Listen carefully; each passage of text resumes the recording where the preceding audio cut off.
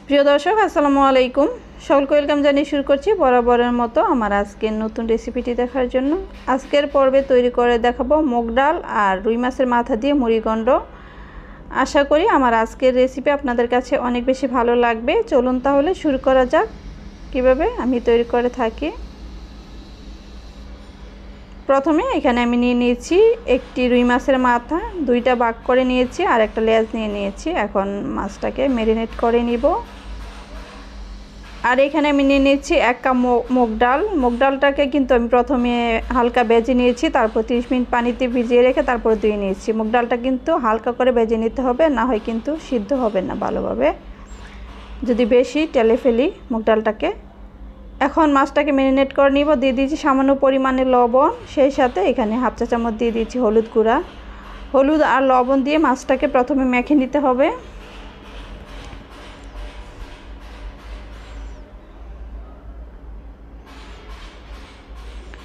মাছ মাখানো হয়ে গিয়েছে, এখন চুলায় চলে যাচ্ছি।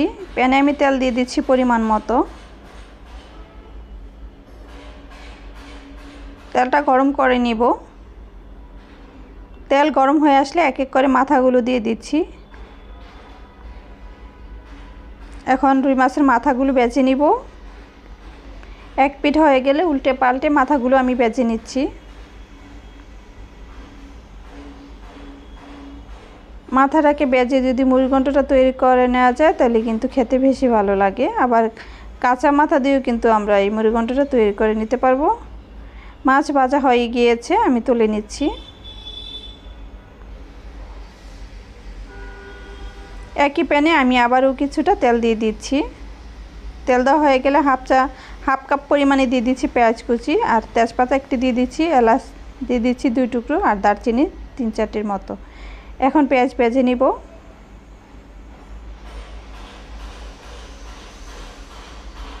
পেঁয়াজটা ভাজা হয়ে গেলে সামান্য পরিমাণে এখানে পানি দিয়ে দিব, কারণ এখানে আমি এখন মশলা অ্যাড করব। হাফ চা চামচ দিয়ে দিচ্ছি আদা বাটা, আর হাফ চা চামচ দিয়ে দিচ্ছি এখানে রসুন বাটা।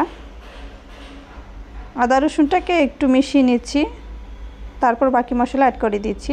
স্বাদ অনুসারে এখানে লবণ দিয়ে দিচ্ছি, আর হাফ চা চামচ ধনিয়া গুঁড়া দিয়ে দিচ্ছি, হাফ চা চামচ জিরা গুঁড়া, সেই সাথে দিয়ে দিচ্ছি 1 চা চামচ হলুদ গুঁড়া, 1 টেবিল চামচ দিয়ে দিচ্ছি মরিচ গুঁড়া। এখন মশলাটাকে আমি কষিয়ে নেব। ভালোভাবে কষানোর জন্য আবারও কিছুটা পানি দিয়ে দিয়েছি। এখানে একটি টমেটো কুচি দিয়ে দিচ্ছি। টমেটো আর মশলা একসাথে কষিয়ে নিচ্ছি।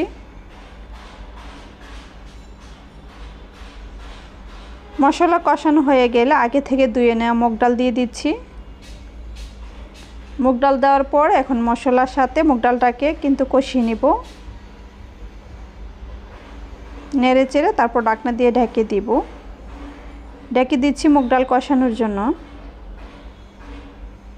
কিছুক্ষণ পর ঢাকনাটা খুলে দিব, আর মুগ ডালটাকে আবারও নেড়ে চেড়ে দিব।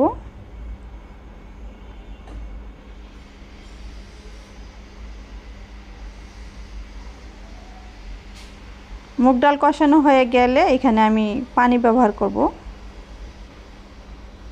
এখানে আমি পরিমাণ মতো পানি দিয়ে দিচ্ছি, যাতে করে মুগ ডালটা ভালোভাবে সিদ্ধ হয়ে যায়, সেই অনুযায়ী পানিটা অ্যাড করবেন।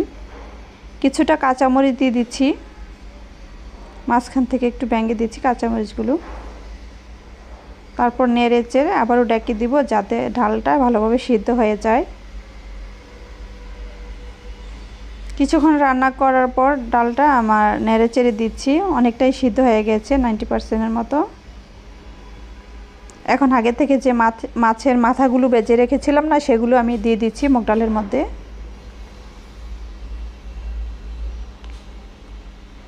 নেড়ে চেড়ে ভালোভাবে এখন ঢেকে দিব, যাতে মুগ ডালটা ভালোভাবে সিদ্ধ হয়ে যায়।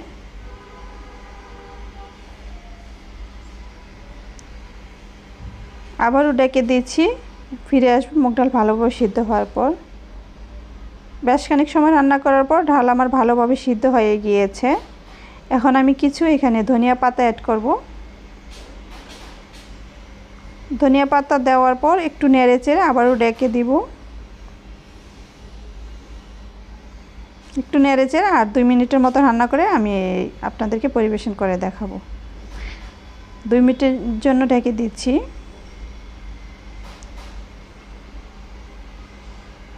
দুই মিনিট পর রান্নাটা আমার হয়ে গিয়েছে। একটু নেড়েচেড়ে তারপর আপনাদেরকে পরিবেশন করে দেখাচ্ছি। এরকম মাখা অবস্থায় নামিয়ে নিব, ঠান্ডা হলে কিন্তু আরেকটু ঘন হয়ে যাবে। এই তো তৈরি হয়ে গেল খুবই মজাদার মুড়িঘণ্ট। মুগ ডাল আর রুই মাছের মাথা দিয়ে মুড়িঘণ্টটা তৈরি করে দেখিয়েছি, আশা করি ভালো লাগবে। আপনারা চাইলে যে কোনো মাছের মাথা দিয়ে এই মুড়িঘণ্ট তৈরি করতে পারবেন। যদি আমার রেসিপিগুলো আপনাদের কাছে ভালো লেগে থাকে তাহলে আমার ভিডিওতে একটা লাইক দিবেন, শেয়ার করবেন আর সাবস্ক্রাইব করে আমার পাশে থাকবেন। সকলে অনেক বেশি ভালো থাকবেন, সুস্থ থাকবেন। আল্লাহ হাফেজ।